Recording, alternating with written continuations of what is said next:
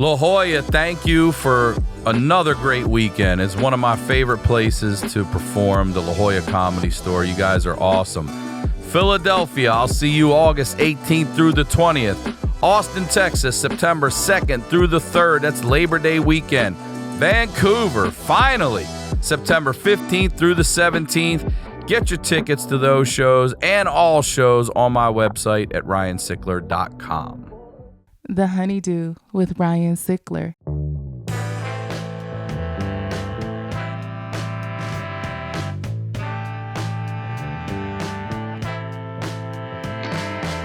Welcome back to the HoneyDew, y'all. We're over here doing it in the Night Pants Studios. I am Ryan Sickler, ryansickler.com. Ryan Sickler on all your social media. And again, I want to say thank you. Thank you if you've been here. Thank you if you're new here. I appreciate the support. Please subscribe to the YouTube if you're watching. Hit that subscribe button. It really helps the show. And if you got to have more, then you got to check out the Patreon. It's called The HoneyDew with y'all. And I'm highlighting the lowlights with y'all. And y'all got the lowest lowlights I've fucking ever heard. All right. It is never a letdown. And it's only $5 a month. If you sign up for a year, you get over a month free, and you're getting the HoneyDew a day early ad free at no extra cost. All right. If you or someone you know has that story, it's got to be heard, then you got to send an email to us at honeydewpodcast@gmail.com. Hopefully we'll get to do an episode together. All right. The Night Pants Nation tour continues to roll on. I can't thank you all enough for that. Philly, I will see y'all August 18th through the 20th. Austin, that's Labor Day weekend, September 2nd and 3rd. Vancouver, September 15th through the 17th. And Edmonton, September 29th through October 1st. All right, that's the biz right there. Y'all know what we do over here. We highlight the lowlights. I always say these are the stories behind the storytellers. I am very excited to have this guest here on the HoneyDew. First time here, y'all. Please welcome Kevin Clancy. Welcome to the HoneyDew, sir. It is an honor, brother. I've heard that intro so many times. To see it in person is it's quite the sight, man. It's an honor to have you say that. I mean, I the way I say it, the way I see it, I wanted to come on this podcast for three main reasons. Number one, I can wear my night pants. I have some next door. I'm a night pants guy. Kirsten, don't forget. We got to give him some night pants. I got a package coming your way. I got it. It's in the car. I picked it up this morning. Good. It was sitting on my porch. Thank you. We call it indoors clothes. So night pants, soft clothes, indoors clothes, whatever. Anywhere I can wear these pants, good to go. Two, I got to hear the laugh in person. I love it. It's going to be a beautiful thing. And three, I genuinely think this is the only podcast worth doing.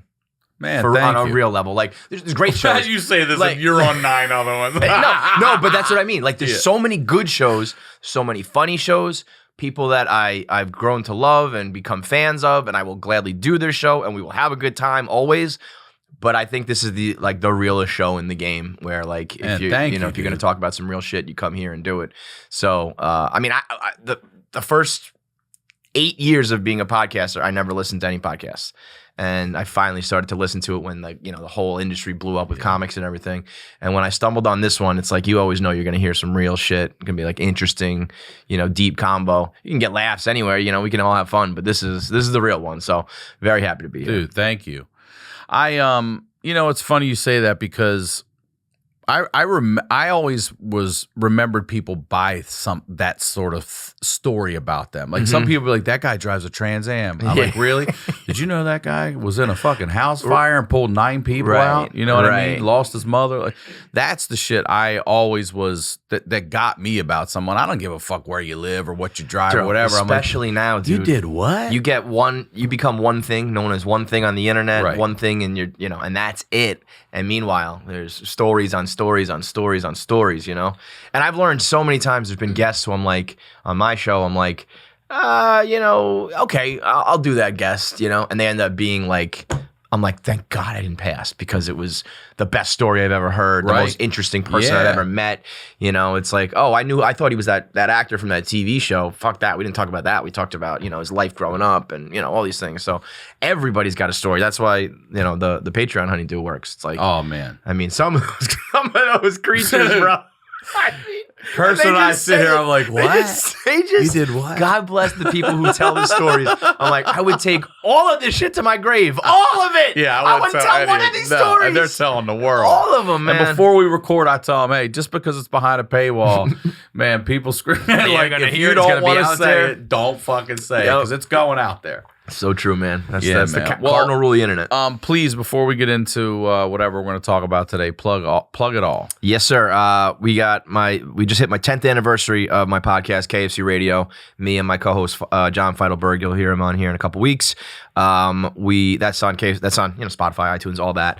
Mostly we're doing YouTube these days, trying to make that switch over to video. So subscribe to the KFC Radio YouTube.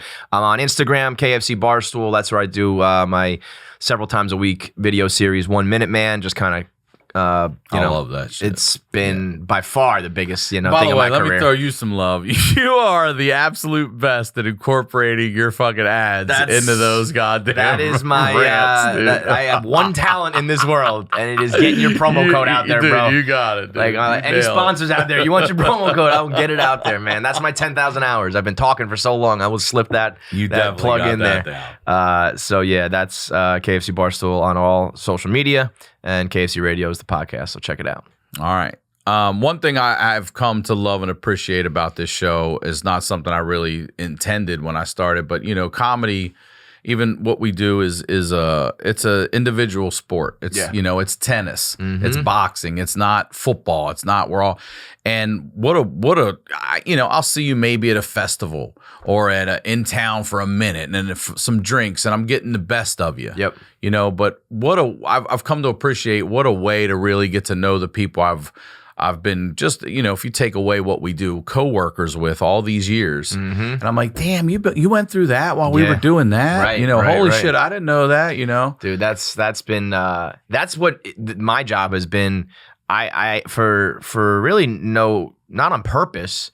When I started out at Barstool, I was just like, I'm going to tell the people who I am and what I do.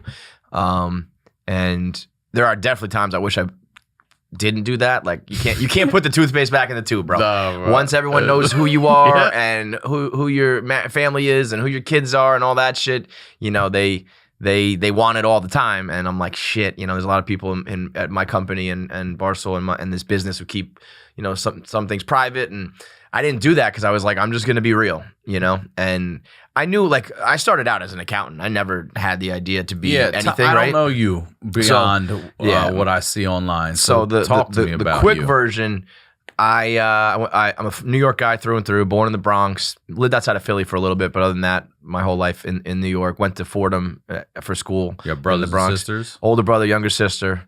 Okay. So middle child, Bronx kid, went to school, got Parents my MBA. Together? Yes. Okay. Hate each other's guts. In front of you? But yeah, okay. but still love each other and together to this day. Oh, they are? Yeah.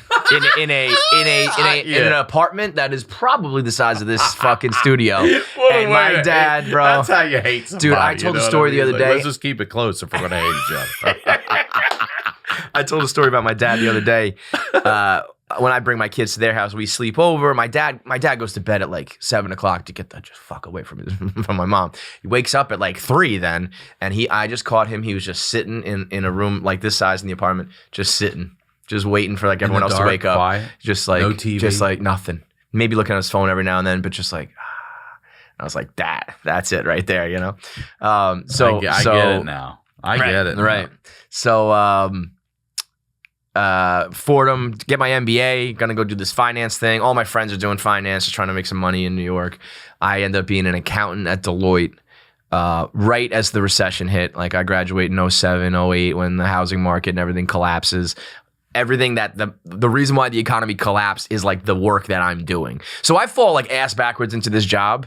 And then like the next day I'm on CNBC. They're like, collateralized debt obligations are like the cause of, and I was like, oh fuck. Like, I just spent 4 years on this shit.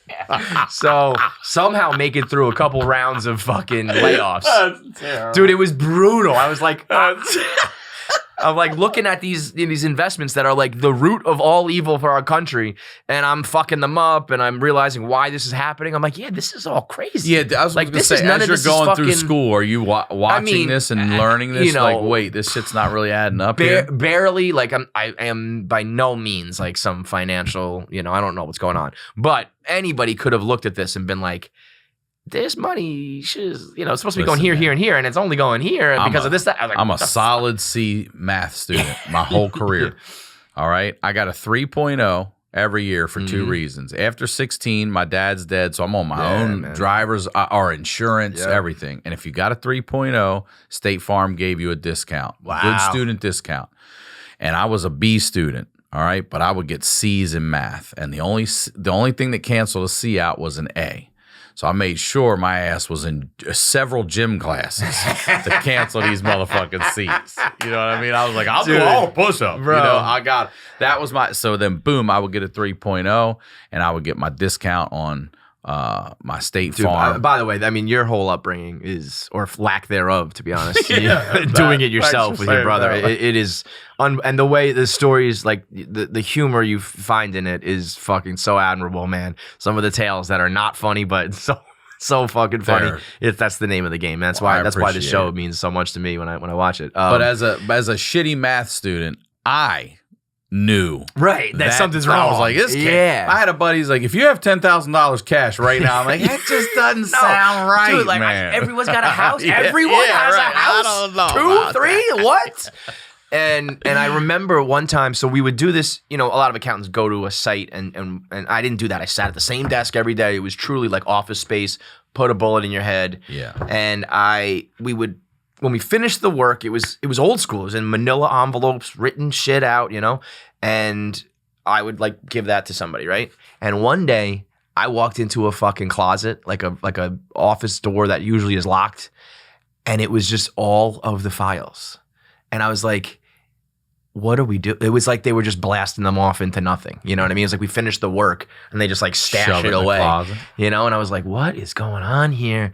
And then when I ended up, so that I'm doing that. And like I said, I'm bad at it. I'm miserable at it. And I'm reading Barstool as a way to just pass the time. And right as that's happening, so I'm reading Barstool. I'm miserable. I start my own website for fun, just as like a creative outlet because I'm so miserable at work. And it's very similar to Barstool. It's a little bit more like nostalgia, what we did as an 80s baby and a 90s kid, but a lot of the same humor as Barstool. Right as I'm doing that, Dave puts up a post on his site saying, I'm looking to expand into new cities and I want a New York writer first.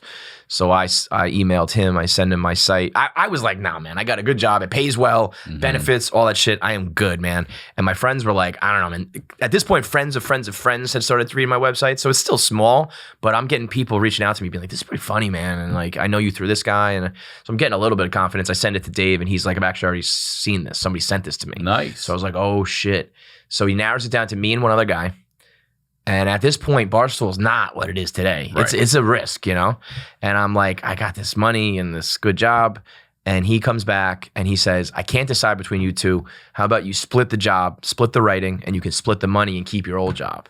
And I'm like, boom, perfect. So now I can do both. I'm making a little extra money. And for 2 years, I did both jobs. Nobody at my accounting firm knew that I was a blogger. None of the blog readers knew that I was an accountant. So I was kind of doing this double life thing. Eventually, Barstool grows big enough. I grow to the point that I'm getting fired. They were like, why don't we talk about transferring you to another department because things are not working out. And I was like, I'm good, man. I'm good. I'm trying to get fired because I want a severance package. I want to keep my Cobra benefits, and they're not getting it. They're not getting it, bro. Cobra package. Yeah, I need that Cobra, man. That's what people. Yeah, dude. I've had a bunch of surgeries and shit. Like, I needed whispering Cobra. To people like, I need that Cobra, man. I need that Cobra, dog. It's like half price, man. Yo, it really is. But I mean, I've had 3 shoulder surgeries, 2 back surgeries, a neck surgery. I can't not have insurance. I'm not one of those guys. And I asked Dave about insurance, and he's like, "Yeah, okay, bud. Yeah, sure thing, pal. Insurance. It's called be careful. So I eventually get fired, do Barstool full time, and that's when we started New York. And then from there it was dominoes. We started Philly, we started Chicago, we started a college one. It grows big enough, we get some investment. Everybody moves to New York. and everything, just continues to blow up from there. But it was 2012 was when I started the podcast, because it was all writing in the beginning, just blogging. 10 years, congrats. At my heart, I'm a writer. Like, I think to this day, I'm very self-deprecating, rarely talk about myself in a good way. I'm always just clowning myself. But I think to this day, at my prime, in like the best years of the blog, I don't think there's anybody who could touch me blogging. Like, we were churning them out like every 30 minutes.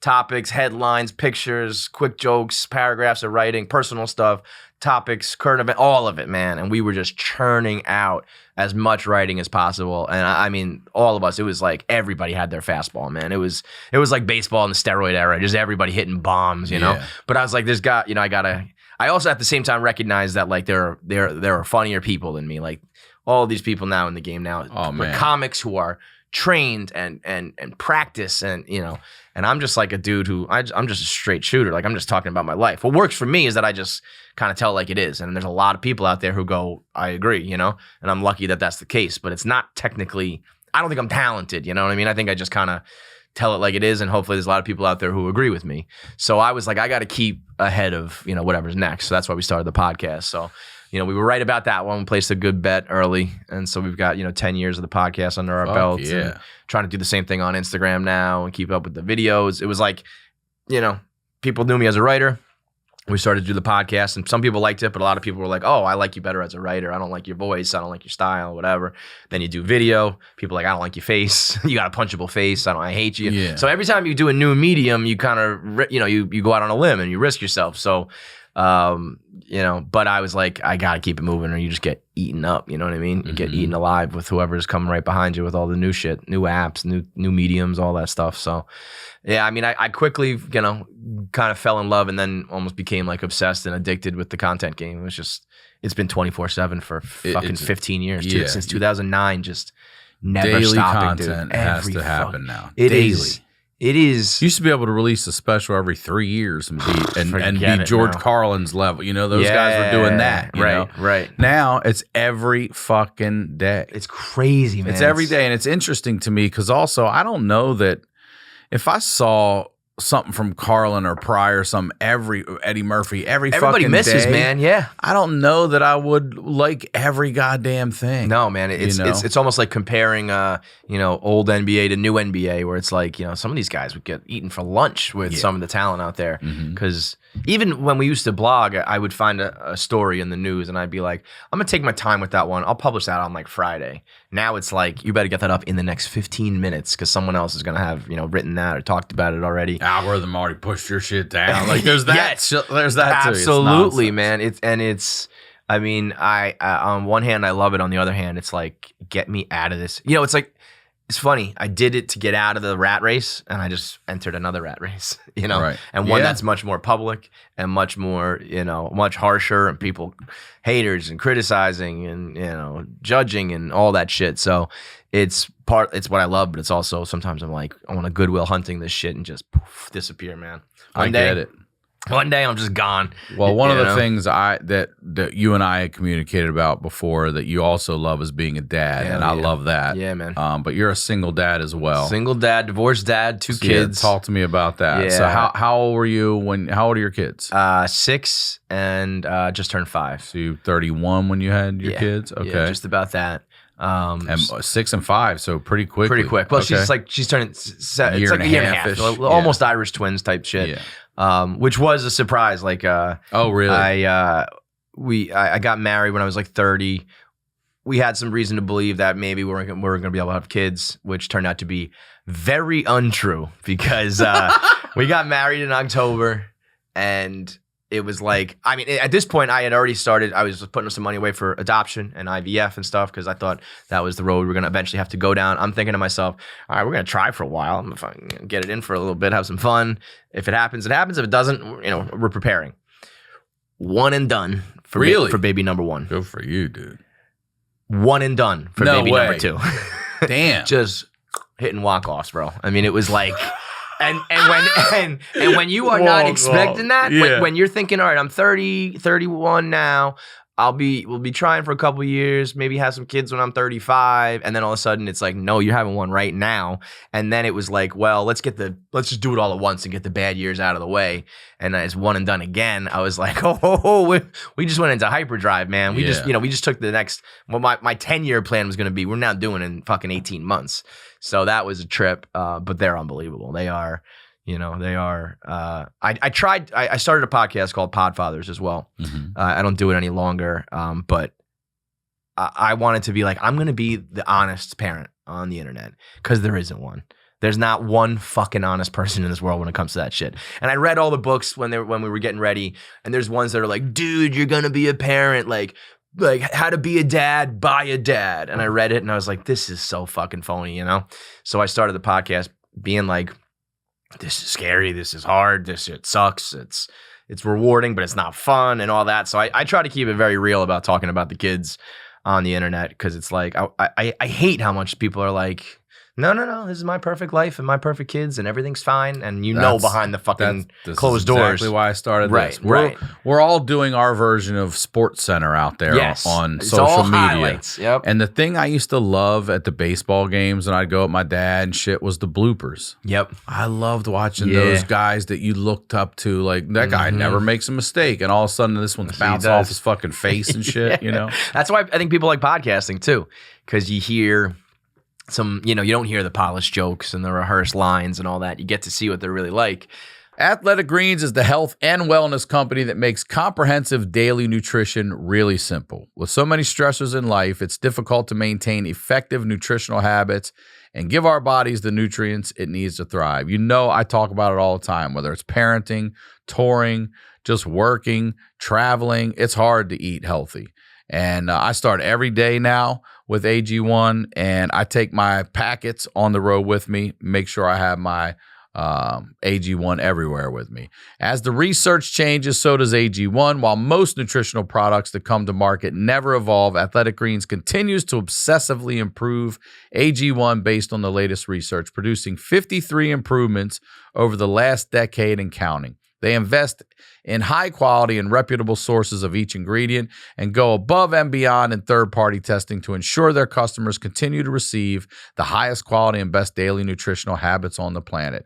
It is lifestyle friendly, so whether you're eating keto, paleo, vegan, dairy-free, or gluten-free, they got you covered, and it contains less than 1 gram of added sugar, no GMOs, no nasty chemicals, or artificial anything, while keeping it tasting good. To make it easy, Athletic Greens is going to give you an immune-supporting free 1-year supply of vitamin D and 5 free travel packs with your first purchase if you visit athleticgreens.com/honeydew today. Again, simply visit athleticgreens.com/honeydew to take control of your health and give AG1 a try.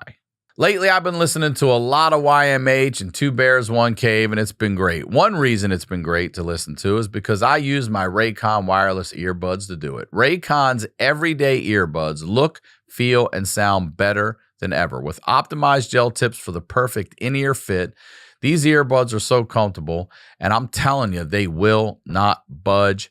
Trust me. Raycons give you 8 hours of playtime and a 32-hour battery life. Raycons are priced just right. You get quality audio at half the price of other premium audio brands. It's no wonder Raycon's everyday earbuds have over 50,000 5-star reviews. The noise isolation is perfect on the plane while I travel at Night Pants Nation tour, y'all. And the earbud tap functions make it easy to switch songs without pulling my phone out. Let me say this. I have personal friends that hit me up and be like, look, it's real. Yes, they all have them. Kirsten has them here. She loves them. Go to buyraycon.com/honeydew today to get 15% off your Raycon order. That's buyraycon.com/honeydew to score 15% off. Buyraycon.com/honeydew. Now, let's get back to the do. Well, I'll tell you, I don't know what the right thing to do is or isn't, but I'll tell you what, I just had to have a conversation with my daughter, and I was like, fuck it, I'm going to talk to her like she's, keep it real, 15. Yeah. I'm going to do it. So a friend of ours, unfortunately, his daughter died from a fentanyl, a bad, hot shot. And he came to visit us in Ocean City when we were back. I took her there.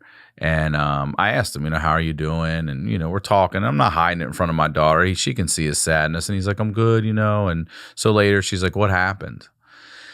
And I was like, his daughter passed away. And she's like, how? And I'm like, all right, you know, I do, again, I'm not good at math, but I do quick math. She's 7. I've had people come on here talking about doing drugs at 11, Seriously? 12.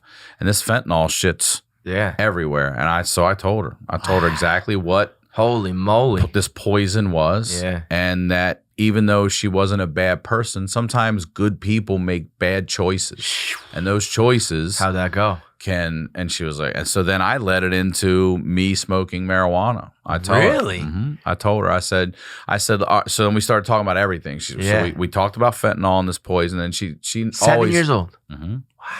She also has, our neighbors smoke cigarettes, and she'll ask me about cigarettes.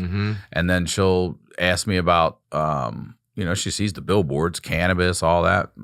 So I was like, we were driving from Ocean City to Philly, and I was like, we got 2 hours. Yeah, let's do it. We're going to have a real fucking conversation because God forbid some kid 2 years from now gets a pill from their older brother and it's a fucking dirty perk or whatever, and then my kid takes it and kills her. And I didn't never, you know, I also panic about that. Like, I had Kim Congdon on the podcast, and she said, you know, up until a couple years ago, I was taking a fucking bagel out of a toaster with a fork.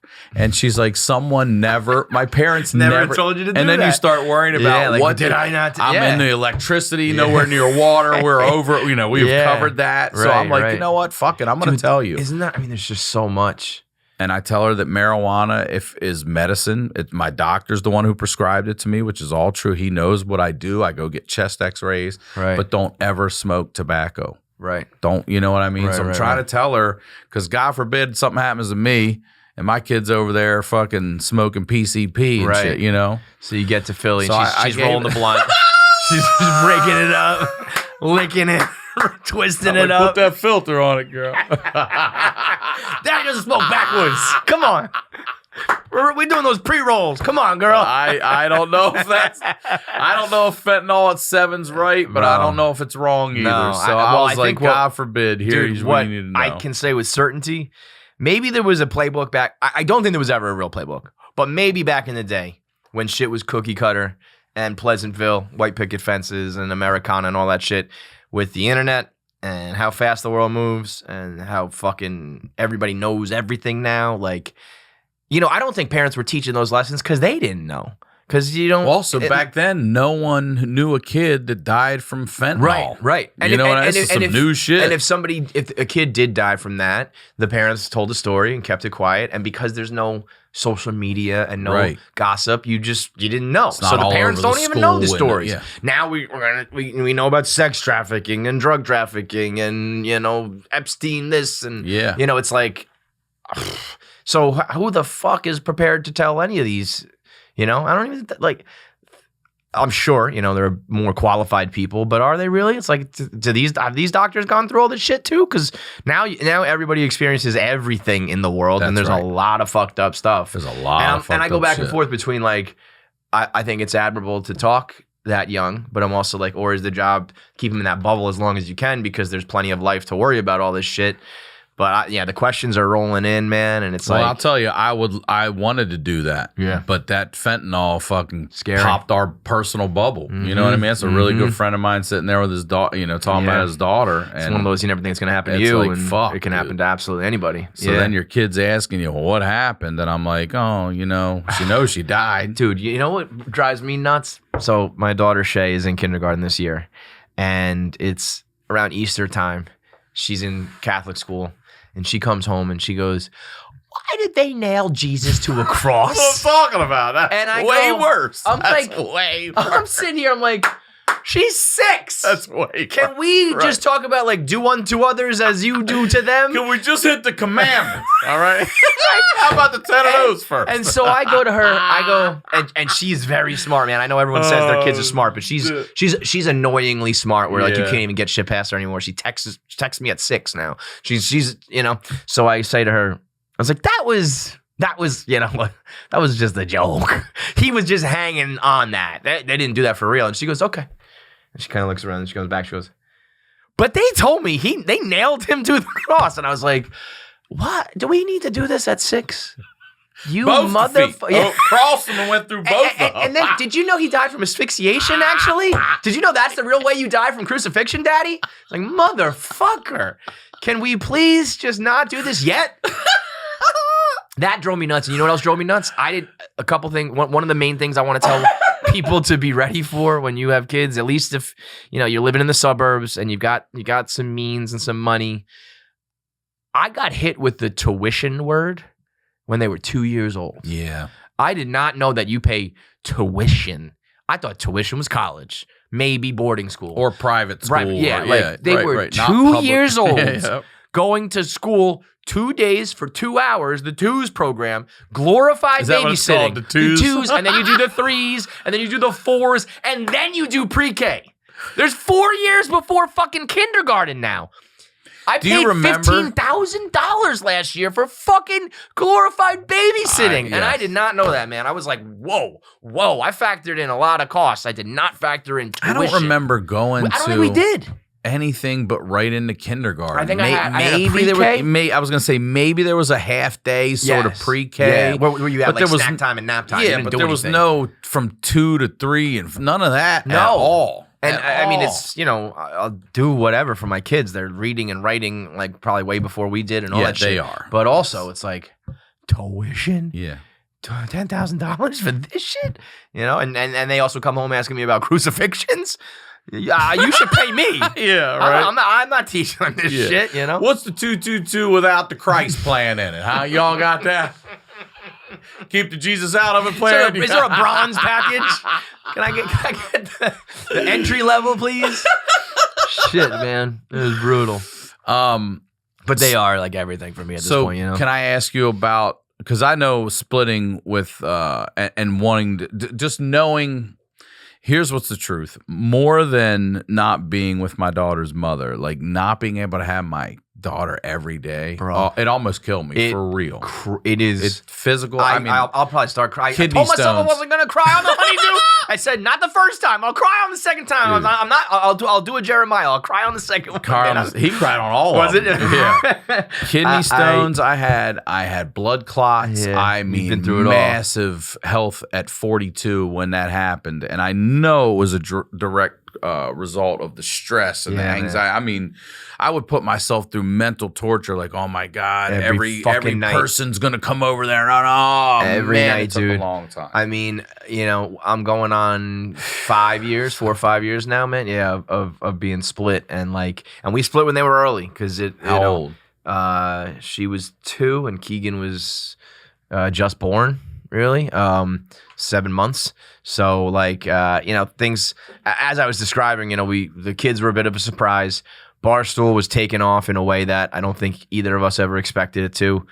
Probably just had some issues, that we should have been addressing rather than, I'm Irish Catholic. She's Irish Catholic. I think a lot of us was just pushing all your feelings and emotions down and didn't address some things. I fuck up. She finds out, it goes public. It's a whole fucking to-do.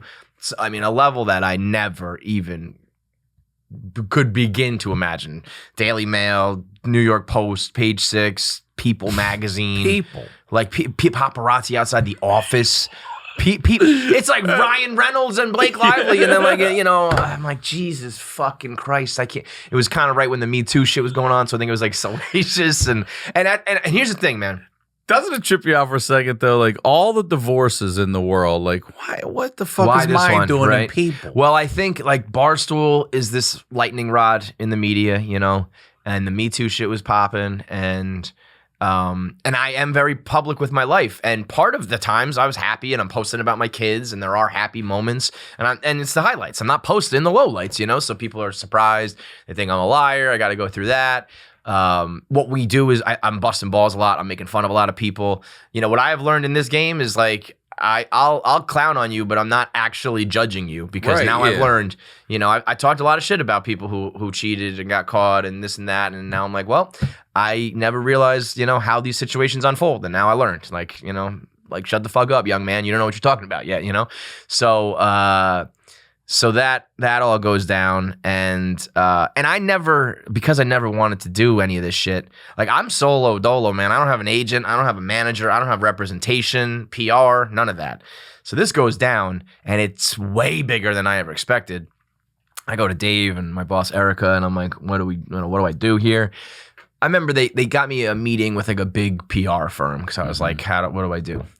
And they recommended that me and my now ex-wife put out a joint statement together, same written statement, posted on your Instagrams, blah, blah, blah, blah, blah. And I'm like, again, I'm not fucking Brad and Angelina. I'm just the dude from the internet. Like, I'm an internet nerd, man. We don't do this. P.S. She ain't writing the same shit as me and posting. You know what I mean? Yeah, like, right. We are not celebrities that have shit to like salvage. She went scorched earth. She didn't give a fuck. You know what I mean? So like that wasn't gonna work. So I realized I was on my own to go through that. So I'm dealing with that, and I kind of realized once the level that it blew up at work with my fans and my haters and the people who like me and don't like me, and how much shit. I mean, to this day, every single day is a beating on the internet for me. I say anything and it's like, oh, weren't you that guy that did that thing, you know? So I'm still dealing with like the PR of all of that. And I knew, I was like, you know, if we were going to salvage it, there's going to have to be a lot of apologizing and changes and, you know, taking blame and fault and all that shit. And I was like, it's not gonna, you know, with everything that's blown up, it's not gonna happen. So I'm dealing with that while, and I also said the last thing I want to do is try and string it along, and we end up getting divorced when they are 11 and 9, and that's the worst fucking time in the world to do it. So I said, let's just do it now. And also, unfortunately, it's all they'll ever know. The relationship they're going to watch in front of them for that next 9, 11 years is not going to be a healthy relationship. I go back and forth. You think so? I'm like, I go back and forth between, you know, yeah, of course, if you're like in a truly abusive relationship, of course, you know, no one wants to see that. But if we were going to be like adults and just kind of keep it behind closed doors, and mommy and daddy put on a front, and you get to see both of them all the time, I every day of my life, probably until I'm dead, I will juggle that in my head, like, should I have done that? But I know if we went through a divorce at a later age, it would have been brutal. So I'll say this, and I struggle with that too, but I do feel like the 100% of me that my daughter gets 50% of the time is a better version of the 100% of me she would have got 100% of the time. In that relationship. Not if that I I had her wholeheartedly every day. agree with. Yeah. I mean, and I beat myself up to death, man. Like if I don't see them, I get them on Thursdays. We do it a little different. I don't do that Wednesday and every other shit because that's a long fucking time, you know? And God bless you if you do. You're 50-50 though, right? Yeah, 50. But I have them on Thursday nights and Saturday nights, and then Monday, Tuesday, Wednesday, I'll like pop over and take them to school or whatever. So I'm seeing them like every other day. It's even that drives me crazy. You know, right now we're in LA. I got a wedding this weekend, and I'm gonna see them like once this week, and I am like fucking bugging because I'm trying to FaceTime and everything. Thank God for that too. For real. Right? I mean, you know, like I don't know what it would be like back in the day. You truly, you divorce and you like lose your kids. You know, you're like, I'll go start another one, baby. I'll try again. Let me see if I can pick this phone up here and call somebody who's got another one of these hanging on their wall, and hopefully and somebody's in the house to pick it up and talk to me. Right, and then they'll have an hour to, you know, just sit there and talk. Yeah, I mean, thank God, technology is the devil, but it's made some things better too, right? It has. So it's like, made being a single parent infinitely easier. Yeah, it's been better. She pops on the text, and we have this little thing now. If I see a purple heart come through from her mom's number, I know that it's her, and I send. You know, we have these little things, and you know the questions are starting. I am dreading the day that they can read, you know, the internet and you know, read what happened and have questions about why that happened. I have no idea. I'll be like, can we talk about fentanyl instead? Go talk to Ryan about that. Don't worry about mom and dad. Let me tell you about overdosing on the fentanyl. That's an easier conversation for daddy to have right now. All right, so talk to me about how, you actually splitting. How far do you move? Right like, next door, man. So like yeah, we lived in the same house for like another 8 months trying to sell it. Of course, at the worst time in the market. I'm convinced that I'm on the Truman Show sometimes.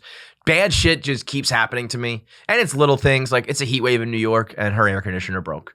And I had to fix the air conditioner. And if it wasn't that, it was the heater in the winter. And if it's not that, there's hornets in the backyard. It's just always like, what the fuck? Right. And when I'm learning, I maybe it's that main character syndrome where I'm like, everything's always happening to me. And when I realize it's just like it's always happening to everybody. Life fucking stinks. And everyone's dealing with some shit. But it really does feel like overdrive for me.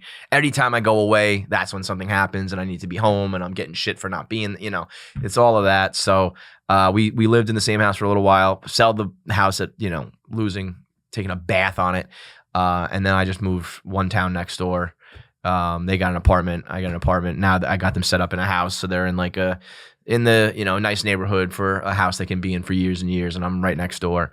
So that's great. Yeah, I can just kind of pop over and work in progress. It's always I'll be as cordial and cool and as happy as she wants to be. And what were your biggest fears being away from your kids every day? I guess it's like I feel a very that Irish Catholic guilt type shit where it's like this is what I should be doing. I and a lot of my friends, none of my friends are really divorced. Like is that I'm right? Kind of the only one. As much as it's 50% of everyone's getting divorced, it's like. That's factoring in a lot of people from a lot of different economic backgrounds and different places in the country. My crew, my neighborhoods, my people, they either are happy or they stick it out, And so I was kind of alone on that front. And so it was embarrassing, I mean, it was the tabloid shit was mortifying. And to this day, I still want to fucking kill every troll on the internet. I'm just like, and I could say my piece, but I'm never gonna. And, there's so many layers to that. But that feeling of like this, you're not doing your job now. You're not there. And still to this day, when there's a problem that I feel like I should be helping with or a milestone that I'm missing. But then I go back and then I'm like, I also know people who are happily married who see their kids less than I do. Lawyers and doctors and people who travel who just live a lifestyle where they're like, I'm okay seeing my kids once every, couple weeks or whatever. Yeah, fuck and that. I'm like, kids I their built own. my whole tour around the weekends. Sure, I don't have absolutely. my daughter, I mean, I it sucks. I feel bad for my team because, we could probably be bigger and better and more lucrative than we are. But I'm like, no Thursday nights. Like I'm trying to, I'll do one weekend a month. Like I'll go kids, away. Yeah. Childhood. Right. Fuck that. Like I'm not, we could be on tour bouncing all across the world. And I'm just like, I'm not doing it, man. And it's not even, it's like selfish, but it's also like, I will not be good at this job if I am sitting here like, oh, what are my kids doing? So a lot of it was guilt. I never really thought I knew they're in good hands. Their mom is amazing. We have grandparents around and I'm an amazing nanny, fell from the fucking clouds. Mary off the boat, Irish, been nannying her whole life. Irish in there, yeah, so like being raised by this woman with this amazing brogue, like she's part of our family. So like I wasn't like they need me, but they need me, and I want to be there. And where's that come from? Where's the want to be a good dad come from? Was probably your dad? My dad? Yeah, I mean, my dad's awesome. My dad is close my with dad. your dad. Yeah, I'm actually my mom is like the one my personality takes after. I realized later in life that's where my humor comes from. She's a diehard Mets fan, and she poisoned me with that life. And so I'm always watching games with her and yelling, and we're talking shit and all that stuff. So that's I'm probably we're a very matriarchal family. She kind of runs the show, and my dad is just he's just a chill dude who is just always like paid the bills, did the work. What's the work? What did he do? He did property management in New York City. Okay. So he came from like the sticks of Pennsylvania. Out by like Erie, Pennsylvania, Meadville. He called it Pennsyltucky. And he just, rolled to New York, I think solo, ended up going to the Merchant Marines.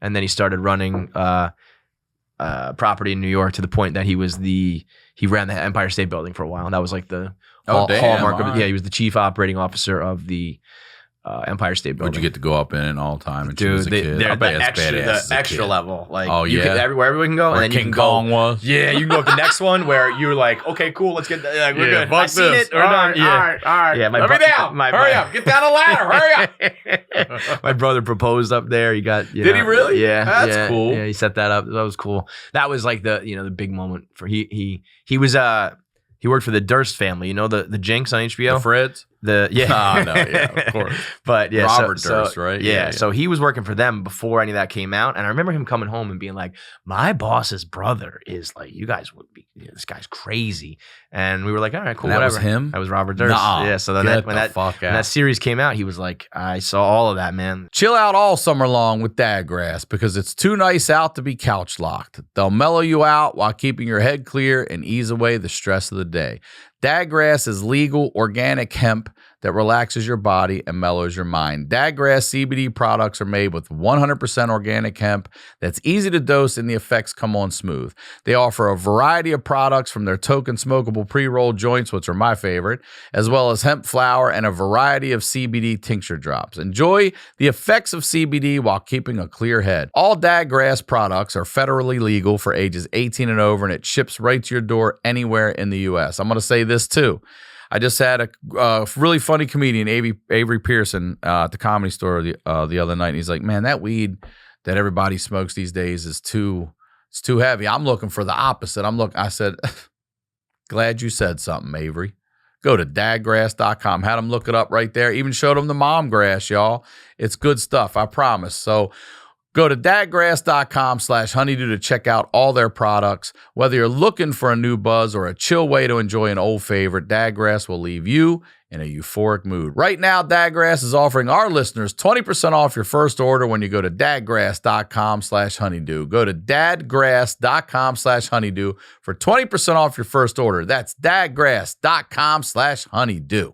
This podcast is sponsored by Betterhelp. Life can be overwhelming and many people are burned out without even knowing it. Symptoms can include lack of motivation, feeling helpless or trapped, detachment, fatigue, and more. I know when I'm burned out, man, I want to stay in bed. I want to nap if I can. I don't want to do anything. I don't really want to go anywhere. I procrastinate. And we associate burnout with work, but that's not the only cause. Any of our roles in life can lead us to feel burned out. And BetterHelp Online Therapy wants to remind you to prioritize yourself. Talking with someone can help you figure out what's causing stress in your life. You know I'm a big believer in therapy. You know, take that plunge. Get out there, start talking to somebody, get this stuff out. It's work. You know, it's work, but it's worth it. I promise you. BetterHelp is customized online therapy that offers video, phone, and even live chat sessions with your therapist, so you don't have to see anyone on camera if you don't want to. It's much more affordable than in-person therapy, and you can be matched with a therapist in under 48 hours. Honeydew listeners get 10% off the first month at betterhelp.com/honeydew. That's betterhelp.com/honeydew for 10% off your first month. Now, let's get back to the dude. Wasn't he the one that got pinched right here in Santa Monica by delivery? Like he fucked up somehow. Someone recognized him. Yeah, somehow, right? yeah. Because he had multiple aliases and all that. And yeah, he stole a candy bar or something like that. It was like petty theft, and that like unraveled it all. And then they did the documentary with him, and he accidentally admitted it like on the air. Oh, is that the one where he's on the? Because I can't. I did it all. I killed them all. What do you? Yeah. When he's taking a piss or something, forgot his mic was on. Yeah. Isn't that wild? Crazy. Although I don't even like to tell people this, but I did read that was a little bit of like movie magic. Like he said that, but not the timeline wasn't exactly the same. I see. But they did catch him. Like those documentarians like caught him with that shit. It's wild. But he worked for them, and then the Empire State Building. He had highs and lows in his career, so I kind of learned like, you know, never rest on your laurels and, you know, keep working. My brother was following in line doing that shit, and I was probably gonna, you know, have something to do in that realm. And I felt like I kind of like, not that it was the family business, but when I went to do this stuff, I remember thinking like, oh, I don't know if my dad would be upset or whatever. My brother ends up coming to work for me. Oh yeah. So he was the one who got me into the podcast. He's a tech nerd. He's always like, you got to be on this app. Other side of it, yeah. Like he was the producer side of my show. He's the one who makes 1 Minute Man every day. He's the one who started the podcast with me. He was telling me to be on TikTok when it was Musical.ly and all that shit. So he's always like, next, whatever's next. But I remember him. He you know, my dad had got us some jobs and some legs up in that industry. And when my brother went to tell him that he was quitting to come to do my shit full time, he was like nervous about it. And my dad was like, are you fucking kidding me? Like, go, run, man. That, you know, that sounds awesome. Like, so always had very, very supportive parents, and through the divorce and all that as well. Like, I remember thinking I was like such an embarrassment and, you know, a disgrace, and Why? Why do you feel that? Well, again, because like no one in our family got divorced. Certainly nobody had any cheating scandals. Nobody who's ever been on, I'm sure they've never told me about it, but I'm sure family members were calling and being like, what's the dirt and all that shit. So I'm sure it was not fun for anybody in my family to go through that, but they never wavered. Like they were always like, we got your back. It's just about the kids. Like, so family life has always been as normal, but as solid as can be to let me go do all this shit. Married as well? She just got married. Yep. So she's 29. My brother's 4 years older than me. So right in the middle of that. And did they have any kids yet? Or you want? My brother has kids. She just got married, so that's next for her. So everybody's doing got it the old traditional way. Okay. We'll see, man. We'll see. Like, right. She just got married. I'm like, oh, sorry, I forgot. You got to be married to have kids in your family. Wild, not on our side. Wow. You're Irish Catholic. We're Italian Catholic. Yeah, nobody over here is fucking married. Yeah, I mean it's been weird though, like the whole Barstool journey of kind of being like in the public eye and doing, especially when nobody was expecting it. So all of a sudden, I remember telling my parents like I'm going to quit my job to go to this blog, and they were kind of cool. They were pretty cool. I feel like most people have a story where their parents are like, "Don't you do it?" And they were like, "Does it pay good enough?" Okay, and then like I told them I was like, "Don't ever listen. I don't want you guys ever listening." I told them I read for a sports blog. And back when it started, it was like we're doing local smoke show of the day and all these there was a lot of smut. Like I was like, your son is a full blown smut peddler at this point. And I remember telling my mom, don't ever listen, don't ever watch. And thankfully, she is so technologically inept that she couldn't if she wanted to. But I remember at like a family event, my dad, we were at like the buffet or getting a drink or whatever, and he leans over and he goes, "This is not a sports blog." And I was like, "No, it is not, bro." Yeah. But I mean, it's gonna make me hopefully more money than I ever imagined, and that's I think the biggest takeaway I have in life now is you can't do everything 100%, and I think life is entirely about juggling, like especially for I know women and certainly have their own struggle, but I feel like for guys you got to be a new age dude who's plugged in with their emotions and society and all that, but at the same time you still got to be the old school like breadwinner and take care of everything. Cry at commercials and go change the fucking oil? You want me to do that? Brother, you just said it so much better than I'd rather cry at the commercial. I am weeping at the commercials, bro. And you can fix the tire and change the oil yourself. You want me to do the brakes right now? I'm over here crying at a Lifetime movie, for Christ's sake. Trying to get in touch with my feelings. Have you seen the Kardashians now? I'm in the middle of the 5 languages of love, for Christ's sake. I don't have time to go get a hornet's nest. It's so true, man. And but yeah, that first, especially when you're doing something you hate and you're just doing it for the bills, one of my first brands was being a cubicle monkey, and I could really resonate with the people who were sitting at their desk. So a lot of my blogs and a lot of my podcasts were about the little nuances of being stuck in a cube, and people were like, that's exactly what it's like. I could really relate to that. And so my mantra was mail time. Do as little as you can, but to make as much money as you can and get promoted. Don't be the guy who comes in early and stays late. Bare minimum while snaking it. Snake it till you make it was always my, mantra. But when you have a job you hate, you're just like, fuck it, I just got to do this. When you have a job that you either love or the more that I put in, the more I'm going to get out. I was kind of like, I could be working right now, and that could mean big things for down the road. But do I balance that with? And I think I balanced a little too hard with home life. I think like early on, I was trying to be. I passed on work trips. I passed on opportunities, starting new shows. I was like, I already work a lot as it is, and I think, I got to focus on my marriage, and she's going to be upset if I do this, that, and the other thing.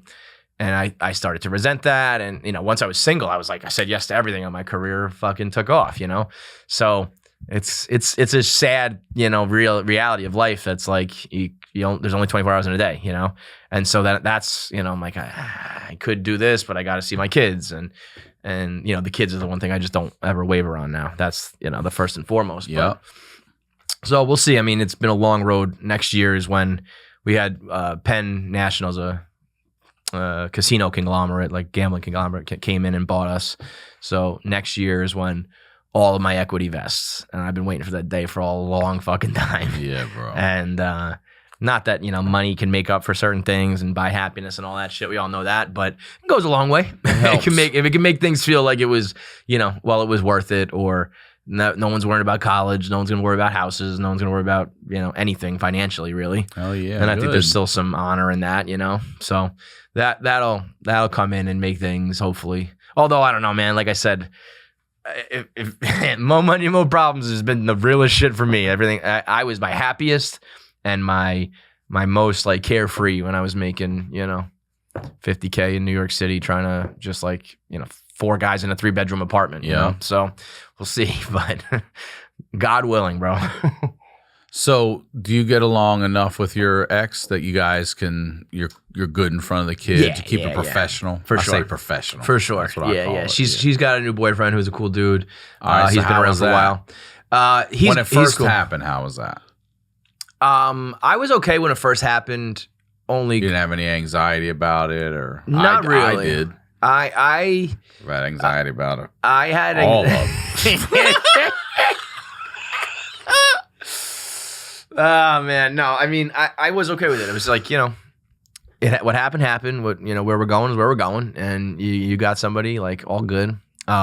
What's been a little weird is as the kids have gotten older, and sometimes he's doing stuff with them, or they're talking about him, and I'm like, like, it was my son's birthday recently, and he got him Mario Odyssey on the Nintendo. And so he runs to him every time he can't beat a boss or finish a level. And so I fucking went and bought Mario and played it on the plane out here. I'm Googling the cheat codes. So I'm on the phone. Oh, yeah? Does he know about this? So how about that? I've literally froze the whole screen. It's raining coins right now, motherfucker. That's the kind of shit I'm like, I'm going to get Mario to show up on the fucking front step. All right, Mario and Luigi are coming to your birthday party. You got it? I FaceTimed him just yesterday, dude. I played Mario Odyssey on the plane for 4 straight fucking hours just so I could know every nook and cranny of the game. And I FaceTime and I say, Keegan, guess what I've been doing? I've been playing Mario. So anything that you can't beat or anything, you can come to me now. And he goes, I can beat all of it, and just runs away. I was like, fucking whatever, dude. Just keep doing it. You're gonna be that once. Gonna be that one time. It's like, Dad. You're like, here you go. Let me show you something. Yeah. Let me tell you something, young buck. Yeah. Mario, I can do. He's playing Minecraft. Yeah, I'm out. I was like, go talk to the boyfriend. Yeah. I can't do this shit, bro. You bond with him over that. Like, that's the weird shit. You go do that, man. I'm always joking too. I have these fucked up shoulders and back and stuff. So when it comes time to, how do I tackle, and can we throw the ball and go with him? Daddy's watching TV. Mm-hmm. When you want to talk about podcasting and the internet, you come talk to me, all right? Yeah. But yeah, I mean, there's a level of, it's not anxiety because he's a good dude, everything's fine, but it's just a an ego thing, and like a little like, all right, well, wait a minute, Part of it's me too, is that FOMO that like I'm missing out on this moment with my kid that this other person's getting to experience, and man, I want to have that moment with my kid. I remember Christmases when he started coming around for that, and it was like putting up ornaments and shit, and I was like.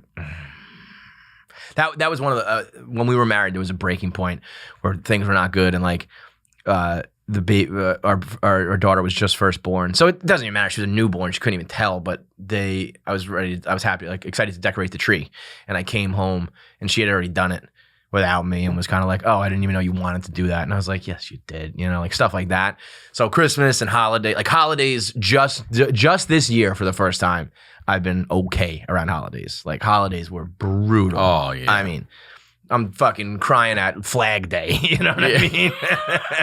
I'm like, oh, it's President's Day, and I'm not with my kids. Babe Lincoln and George were fucking.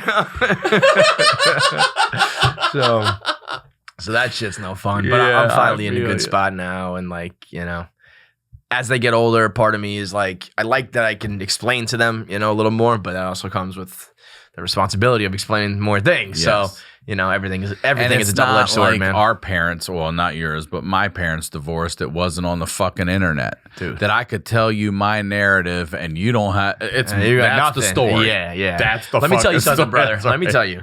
There's a narrative out there. Yeah, okay? I know. There is one side to the story Yeah. that they will be reading, and that'll probably be But all I'll I'm ever know. telling you, if it was 1995 or earlier, it was my Bro, story. I'm telling Do you know how 96 fucking changed you know how everything. fucking great divorce was for the first like in the 80s. 300 years of it? Yeah. When you just got up and moved to the town next door, Mhm. and it was over. Now everyone's connected and sees who you're dating, and every social media, and we're gonna text and we're gonna talk, and it's like It took me. exhausting. The other thing that gives me anxiety too is it took me 47 years to finally get. I'm 49 now, but it took 47 to get my personal life, my work, and my daughter's mother's house within a 3-mile radius. Wow. So I'm within 15 minutes in the rain at rush hour. Yeah. That's when I tested it. Dude. I was like, let's see what this is. The freeway in the morning, I can get there in 9 minutes. Right. You know what I mean? Invaluable, dude. And even though I'm still that close, it feels like there's this whole she's on another planet sometimes when they tell me they could be what on else the other they're doing. side of this Yeah. wall, and as long as you're not engaged, you know what I mean. Dog bark. What up, Lily Rose? Princess, calm down, girl. It's never But close you're enough. right, It's yeah. never. That's also kind of what I think gave me a little bit of solace is, or like I kind of let go a little bit. Was like, there's never going to be enough time. Like if we were still together and I was with them 16 hours a day, I would want 17. You know what I mean? And like, and especially as they've started to do more. Like now I'm free Busier, and I'm like, right. hey, I'm gonna come over, and they're like, no, we got to play date and we got to Right. go to camp, and I'm like, oh fuck, Sports all right. camp, Which I'm this, like, that. good. I'm like, all right, Yeah, yeah. fine. Like live your life. I'm not gonna be that parent, but. In the beginning, when it's like they just have their parents, you want to be the one that's there every fucking second, Yeah. So The other day, I dropped my daughter off at camp, and everybody was already there. And she's like, "All right, Dad." I was like, "All right, nothing." She's like, "I go, it's happening now. You don't want to hug me in front of your friends already?" Yeah. Yeah. Luckily, they do like me still. So I close out every live show with the crowd saying, I saw that. hi, Shane I like Keegan, that. I've done it like 3-4 times already, right? It's like a new thing we're doing, and I plan to do it forever. And one day I'm gonna have this compilation of it, And I showed it to her, and the first few, it was, "Hi, Shane Keegan, we love you and we miss you." And then this one, she wanted the crowd to say, "Daddy is so silly," and I forgot to do that. So I show it to her, and she goes, "They didn't say Daddy's silly," and I was like. You go play with the boyfriend. I'm going home. I'm going fucking home back to my seriously. place. That is one thing I will say is like I especially through the pandemic, and I know some people stuck in some marriages and situations and homes and stuff where like having my freedom to work and to get away and all that, there's no way I would have lasted like a 40 years just kind of just swallowing it and pushing it down. Like it's tough, but I needed it. It makes sense to me why my father had so much stress and anxiety now, and a divorce in the 80s. Like your work, he's driving, commute is an hour each way, and you don't know where your kids are. You can't contact call, with them. no instant text, no nothing. Constant Just worry, working all day long, hoping that when you come home, everything's fucking all good. okay. Yeah, brutal, man. But there's also like. They weren't thinking that way either, right? But maybe they were. Internally, there's something going on.